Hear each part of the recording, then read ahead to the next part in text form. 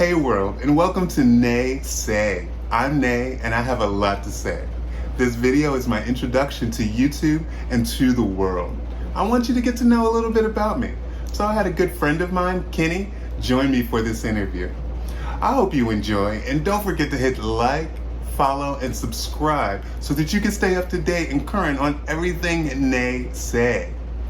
Please feel free to leave a comment or a question if you have one. All right, Nay, how are you? I'm doing all right. How are you? Excited? I am. We're finally doing this? We are doing this. I know. It's been a long time coming. It has been a long And time. I think the world wants to know a whole lot about you. And I'm ready to tell y'all. Okay, so here we go. First question. What are your pronouns? So my pronouns are she, her, but also them and they. Okay, cool. Yes. Cool. Now we know. Now Right? we know. Where were you born? I was born in Baltimore, Maryland. Baltimore, Maryland. Yes, I'm an Nice. East Coast girl. East Coast. Yeah. I know that's right. Yeah. I've spent some time in the East Coast too, but never Maryland though. Yeah. Just New York City. It's okay. Baltimore's teeny tiny. Yeah, It's I a heard- big city and a teeny tiny package. I heard they have good crabs. I'm allergic as frack. Oh yeah. Yeah. So you can't have I crabs. can't even eat it. It's terrible. Well, you can wear blue though. I can wear blue. And blue's my favorite color. Well, it works on you. I love it. It works on you. I love it. Next question. Tell me a little bit about your childhood.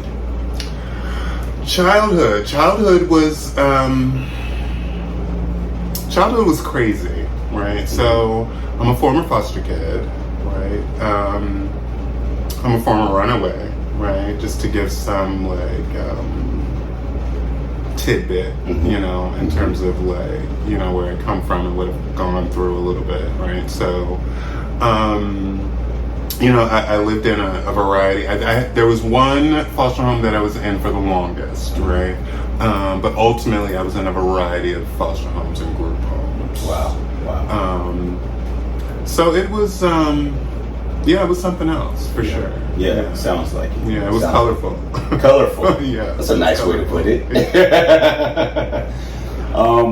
So have you always known? Well, first off, how do you identify? Right? Who are you? Are you a woman? Are you a drag queen? Are you a trans woman? Or what are you? So I am a black trans. Actually, I'm going to put it this way. I am a black woman of the trans experience. A black woman of the trans experience. Y'all heard that? Woman Woman. of the trans experience. Beautiful, Yes. beautiful. And so my next question was going to be, how long have you known that you were trans? Or have you always known? Did you just discover this now? Like, when did that start for you? So it's okay. So it started in the way that I've always known myself as a feminine being, right?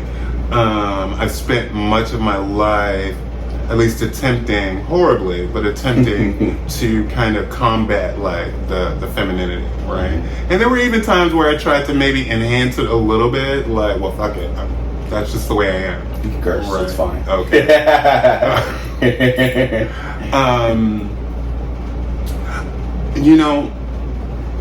So I'll be 40. I'll be 50, right? In a What? couple of years. Yeah, I'll be 50 in a couple of years. Black don't crack. Don't crack. Even black trans don't crack.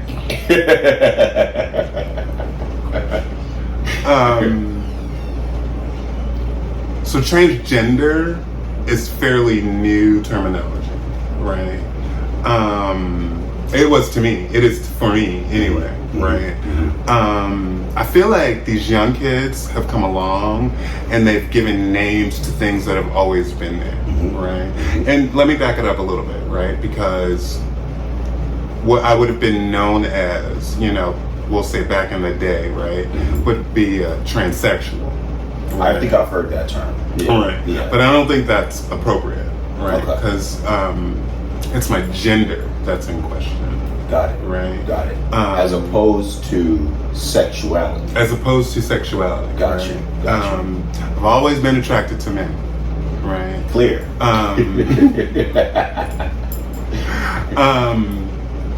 But the package, right? The package has always been, it's been a woman on the inside, right? I don't want to say that I came in the wrong body. I just want to say I came in the wrong package, right? I came in a package that just didn't match, right? And I say that way because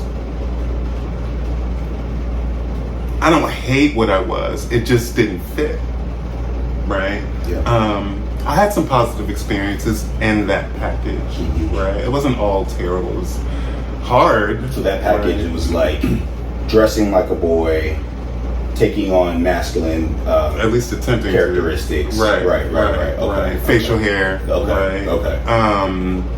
It just never really matched, right? Like, in fact, if I'm honest, one of my favorite holidays, or I guess it's a holiday, was Halloween, right? Because then I could do this, right? A lot less. It was a lot less of this, right? But it was more of a caricature of this. Gotcha. But it was still an opportunity to express that thing. Okay. Right. Okay. Because I always wanted to be pretty, right? I didn't want to be necessarily like a caricature, even though I just said that. But I wanted to be pretty, right? And I wanted to be soft, and I wanted to just be like feminine, yeah, right? Yeah. And there was that one day of the year where you could do that, right? It was like Christmas, right? In October, right? But this is who I am, right? This is who I've always been, right? So basically, from jump. From jump. Beautiful. Right. Beautiful. Right. Okay. If you were to describe transitioning, can you give me 3 words that would just kind of overall describe what that feels like for you? 3 words. Frightening.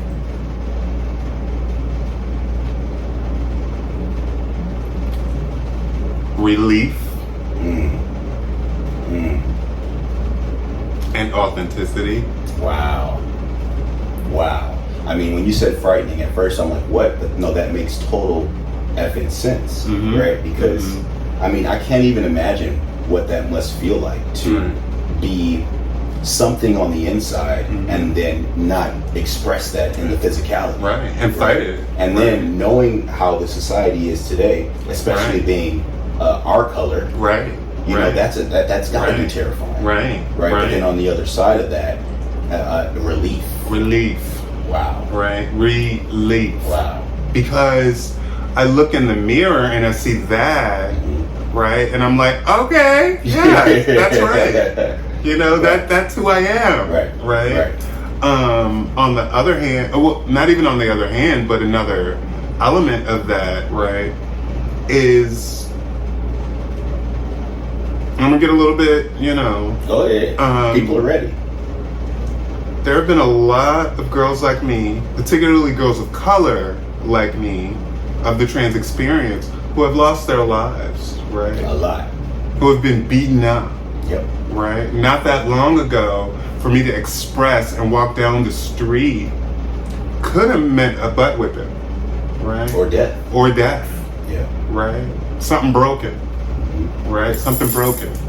Right? Just because. Right? So, if I were going to throw another word in there, it would be grateful, right? Because the world is changing, not quickly enough. But the world is changing. I heard that. That was beautiful. Thank you.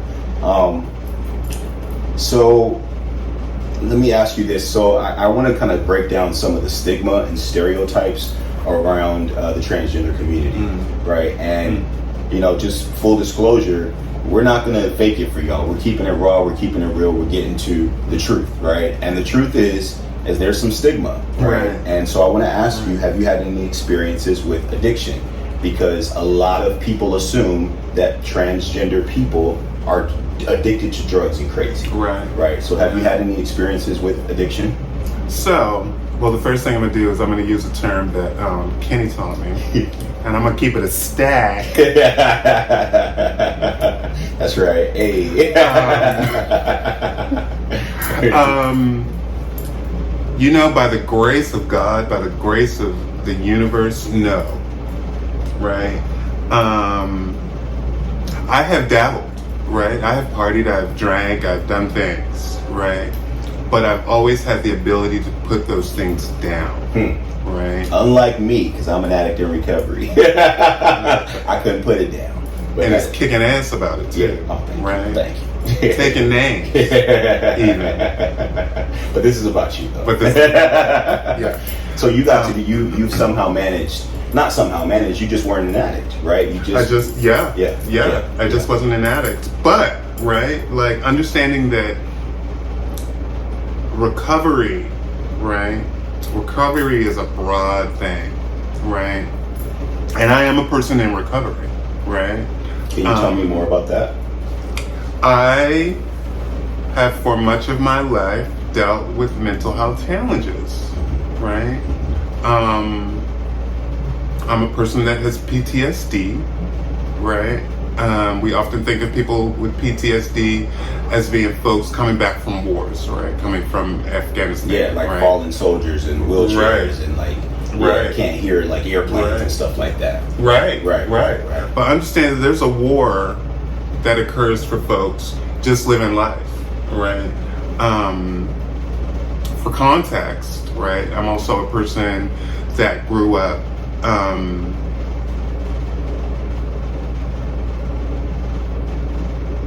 being abused, right? I was all looking for words, but I'm like, we're just gonna put it out, right? Like being abused. I got my butt beat in ways that children shouldn't have their butts beat. Trust me, I know. Right. I get it. To be a kid and to be beaten like a man, It's not right. it's not right. Not And there's nothing a child can do that warrants, that excuses, that makes that behavior right. Totally agree. Right? Totally agree.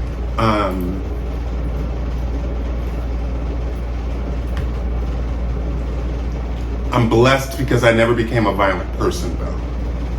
Right? Like That tends to happen. Because it could go one of two ways, right? You could either become violent or you could become incredibly passive. Yep. Right? Yep. I became incredibly passive. Right? I learned to censor myself at a very young age. So right? not only are you censoring your gender, but then you're also having to censor your personality, your mouth. Right, my voice. Your voice. Right. Wow. My personality, yes, that as well. Right? Like everything needs to be turned down or turned off. And so that's that war you're mentioning. That's that going war. on. Right. Right. Like learning to, like, how do you navigate a world like that? Right? I became a runaway at 15. Right? Went back, to where I was. And almost to the date, a year later, I was out again, right? Wow. Because I got hit in the head with a cast iron skillet. And if y'all know what a cast iron skillet is, you know people should not get hit in the head with that. That's for cooking and cooking only. For cooking and cooking only, right? Yeah, you oil you oil it and everything, but that oil don't make it slide off your body, your head, right? No. It don't work like Vaseline. It don't work like Vaseline. You do the Vaseline oil, right? It don't work like that. But yeah, there was a real war, right? Like there was a real war, and I was in battle in the best way I knew how, right? So in your spirit of recovery, what does that look like? Is that attending fellowships? Is that attending groups? What does that look like for you? So I see a therapist, right? So talk therapy is a real thing, and it really, really works, right? Black people go to therapy, y'all. Black people, please go to therapy, right? And that's only a small component of it, right? Like the talk therapy should trigger the thought processes, right? That outside talking should trigger the inside talking, because it's that inside talking that will get your ass. That's true, right? That's true. So I see a therapist. I do groups, right? I contemplate, right? Like you got to remind yourself. Well, first, sometimes you got to inform yourself that you're worthy, right? You got to inform yourself that you're worthy of being happy, and by happy I mean at peace, right? At a sense of contentment, right? And that in itself, to have to go through such a crazy spiritual, mental, emotional war, and then come out on the other side and have all of this insight, it's just a clear reflection of the work you've done in your recovery. Right. And that's beautiful. Right. Thank you. Right. But, you know, and again, by the grace of God, right? By the grace of the universe, by the grace of it all, right? I don't look like what I've been through. Amen. Right. Amen. Knock on wood. Maybe one day, 50 years down the line, we'll look a little tired. A little tired, right? But then we'll just take a nap. We will take a nap. So let me ask you this: since we're talking about the stigmas, especially around the transgender, or let's just say LGBT community, have you had any experiences with homelessness? Oh my gosh, I've spent so much of my life homeless, right? You know, if I'm honest, right? Like if I'm not, I won't say honest. If I'm clear, right? Homelessness started for me when I was 15, right? When I got on a Greyhound bus and I went across the country, right? And I had nowhere to go, right? You don't think of it that way, right? Homelessness is, I think, kind of like addiction in some ways, in that it is, do I want to say it's not pervasive, it's sneaky. Yeah. Right? Because it's a thing that is going on, but you don't know that that's gradually over time. Right. So even in like the later years of my teen years, right, I'm couch surfing. I don't know I'm homeless. Like my ass is silly as heck, right? Because I don't think of myself as homeless, but the reality is that I was homeless, right? And then, you know, going ahead, and I mean homeless, like on Skid Row, homeless, like right, downtown LA, Wow. Right, no man's land. Wow. Right. Guys, that we are sitting in her beautiful apartment, so she is no longer on Skid Row, right? Which is another reflection of the work that you've done. But I'm sorry I cut you off. No, but that, I mean, this is it. It's this is a milestone, right? Because before here, I was homeless, right? I was in a shelter, right? I had case management and things that come along with, if you so choose, right, homelessness. And see, you just said something very important, I think. And you said, if you so choose, right? And I think that it's important for you to let the community and the world know that you don't have, if you're in that spot, if you're in that space, it doesn't mean that it's permanent. It does not. It does not mean that you have to be there for the rest of your life. It does not. Right? Like, you are a living example of what hope looks like. Right? For the people that are currently there now. Right? And understand that hope wavers. Right? That hope is hard to hold on to. Right? I mean, if my therapist could tell you, but he can't, you know, for HIPAA. How many times I cried the entire therapy session, right? Because I was like, this is never going to end. And do I even deserve this? Right? Do I even deserve more, right? I mean, it's been a real shitty life at that point, right? Like, I'm not having a shitty life, right? Let's not, I don't want to confuse it, right? Right. But then. But at that time, right? Especially from where your perspective was at that time. Right. Like, is a shitty life just what I'm destined for, right? Like, some people are destined for affluence. Perhaps I was destined for, like, a poop life. Not true, right? It's part of the work, though. Absolutely. Right? Absolutely. It's part of the work. The work of informing yourself that you are worthy. Yeah. Right? That there is help. Right? That there is an other side. Right? And again, by the grace of, I made it to the other side, and I don't take it for granted. Thank God you made it. Thank God I made it. All right, that was great. Lots of insight, lots of hope. My next question is, once again, on the topic of the stigma around the LGBT community, especially the transgender community. Have you had encounters, or what's been your experience with sex work? Because you know that's what they say. That all transgender people are prostitutes or sex workers. So prayerfully, right? Blessedly, that has not been my experience. Wow. Right? I am an employed person. Employed. Employed. That means you get right? you get a paycheck. I get a paycheck. You clock in and clock out. Yeah, though, right? Yeah. I go to work, I put forth effort, and I produce, right? Sometimes I'm hard on myself about that production, you know, but nonetheless, it happens. It takes place, right? And you know, and I'm not perfect, right? Like, I'm figuring out what budgeting looks like, right? Like, I'm figuring out what things look like, but I am not and have not been. And let me also say that, understand that nay, don't say no crap about folks that do that work. Right. Right? Right. Because let's keep it clear. Let's Right. be clear, right? Many of the girls are forced into that line of work, Absolutely. right? Absolutely. Because for a variety of reasons, right? But largely because folks put folks out, Yep. right? Yep. And I they hope have to y'all fend heard for me. themselves. Folks put folks out, Yep. and that's silly because where is out? Mm. There really is no out. You just said go outside, right? But you're still together. Because you can't get off the planet, Nope. right? Well, you can. I mean, you You can. don't want that. But destination. well, okay. For real. Right. Right. For real, right? Wow.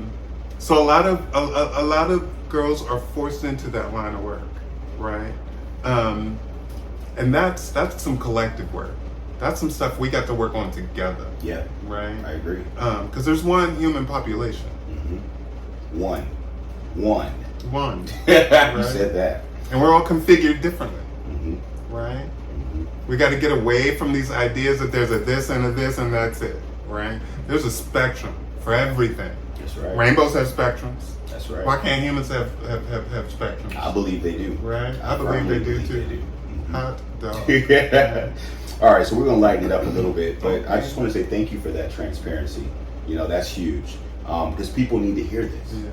People need to hear your story, Yeah. right? Because there's a girl sitting somewhere confused, lost, possibly homeless, possibly having a mental, emotional war, Mhm. spiritual war, Mhm. and they need to know that there's a way out. Mhm. And you are a living example of that. And you're not alone. And you are important. And you're not important because I said so. And you're not important because anybody else said so. You're important because God put you here, and God is the only thing, the only him, her, them, they that don't make mistakes. Mm. Preach. You heard that. Straight from Nay. Nay say. They say. All right. So what are your passions in life? What would you say if you could have 24 hours, right, to do absolutely anything in the world, no matter the cost, no matter the destination, you just had full power to live out 24 hours of your dreams, what would that day look like from morning to night? Yeah. Wait a minute, that wasn't good enough. There it goes. Yes. You know what I've wanted to do for a really long time? Is I want to be in a musical. Musical, I love that. Like a musical. Okay, Right? okay, okay. I wanna sing, Hey. right? And do a little dancing. Do a little dancing. Do a little dancing. Do a little dancing. With this one, right? Y'all think we got synergy. But yeah, I know it. yeah. I think it should even be called 24 Hours. 24 hours. That's your 24 musical. hours. That's the musical. 24 So hours. you would be on stage performing the full 24 hours. Maybe not the full 24 hours. All right, so That'd be a let's little say that's tight. 8. Let's say that's 8 hours of the day. Okay. Right. Okay. So you got a whole another 16 hours. You know, I really love body work, right? Like, I love massage and acupuncture, right? And I think I would actually really enjoy getting a bunch of body work, right? Doing some meditating, right? And then you know what? I would want to have a fierce old long table meal. Like the Last Supper kind of? Like a Last Supper, right? Right? But just some damn good food, right? And all love. Like it's all love on the table, right? In the chairs specifically, it's all love, right? So yeah. So I'd spend some time cooking because I'd like to contribute to that. To that culinary goodness. Right. Making magic in the kitchen. Because we gotta eat. We should enjoy it sometimes. Right? All the time. All the time, really. Shoot. That's beautiful. Shoot. And I want fried chicken on that. Not solely. Y'all heard that? Not solely. Y'all heard that? Like the good fried. The good fry. The good fry. Right. That's what my mama used to do. Or auntie. Right. Like the ones from like, I don't know, Raleigh. Somewhere in the deep south. In the deep south. Don't bring me no crocodile, no shit like that. We don't want no pink chicken. We don't want no pink chicken. I want it fried. What did you say the other day? You don't want no chicken sushi? I don't want no chikushi. Chikushi. We don't want none of that. I love that. No.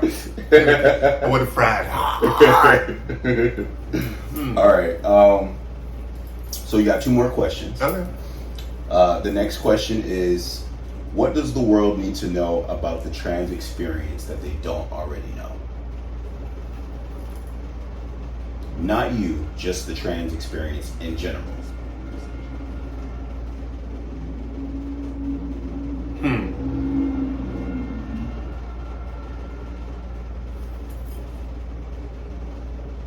I would say that the world should know that the trans experience literally is a microcosm of the larger experience, right? For context, right? I was in a training one time I was in training, and I came out as trans, right? And another Black or African American person began to kind of passive aggressively put me down, right? They kind of they took away or attempted to kind of diminish perhaps the fact that I'm still a Black person, right? They all of a sudden you're like ostracized. All of a sudden I'm ostracized, right? But by a Black person, right? So you've got two people in this I don't know, in this group of people who have been historically oppressed, historically ostracized, historically objectified, and etc., etc., right? And one of them does that very thing to another one, right? So know that we should all be kind to one another, right? Absolutely.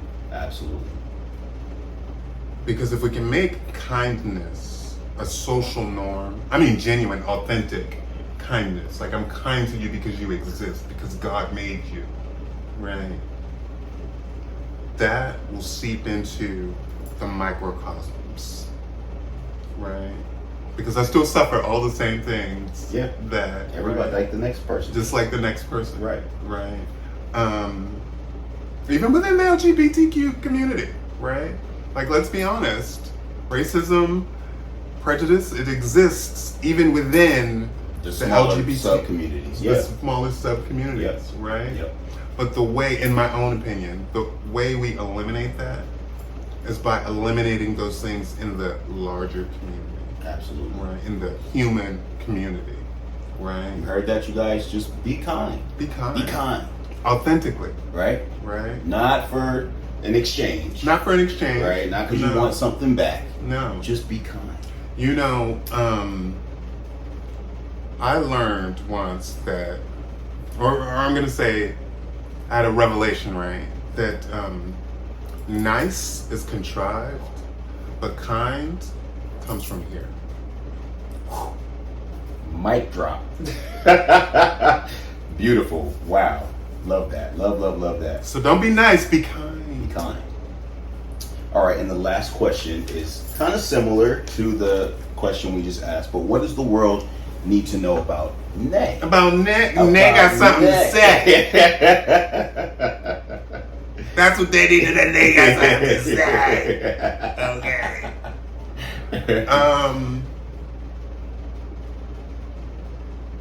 That Nay just trying to do Nay thing, right? Like Nay is an artist at heart, right? And I just want to live my artful life, right? Nay got a little dog that Nay loves. Mm-hmm. And right? she's cute. Cute as a button. Actually, buttons ain't that cute. Well, some buttons are cute. Right? Nay likes things simple, right? Like Nay is complex and simple, right? Like you're probably complex and simple too, Right. Right. Yeah. I'm just trying to do my thing. I'm just trying to dance this little dance they call life, right? And be authentic about it, right? Mm-hmm. I want to be heartfelt about it, Mm-hmm. right? I want to be present-centered, right? There's a reason present got two meanings, right? Like there's the present, there's a present, and then there's a present that's right now, and you spell them the same. Isn't that crazy, right? Because ain't the present a present? Woo! Ain't the present a present? Ain't the present Woo! a present? That was good. That was profound. Wow. Nay, thank you so much for letting me help navigate you through this YouTube world and give YouTube, and not just YouTube, the whole world, an opportunity to take a glance at you and to explore you and experience you and all your authenticity and all your beautiful colors. This has been such a pleasure, and I know that the world is going to want a whole lot more of what Nay got to say. Because Nay got shit to say. Yeah. So I assume, Nay, you're going to be back real soon with some more Nay say. Oh, Nay's coming back. Nay's coming back. And I've had an amazing time.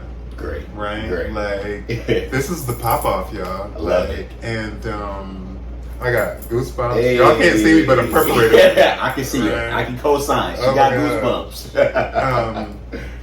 Yeah. We're just going to have a good time. That's right. Right? That's right. And we're going to have some really good conversations. Mm-hmm. And we're gonna do some fun stuff. That's right. Right? Yep. Like, absolutely. Because I'm here for it. I'm here for you, right? And I got some messages, right? I got some messages that flow through and out, right? And we're gonna do that. That's right. Thank you, YouTube. Catch us on the next one.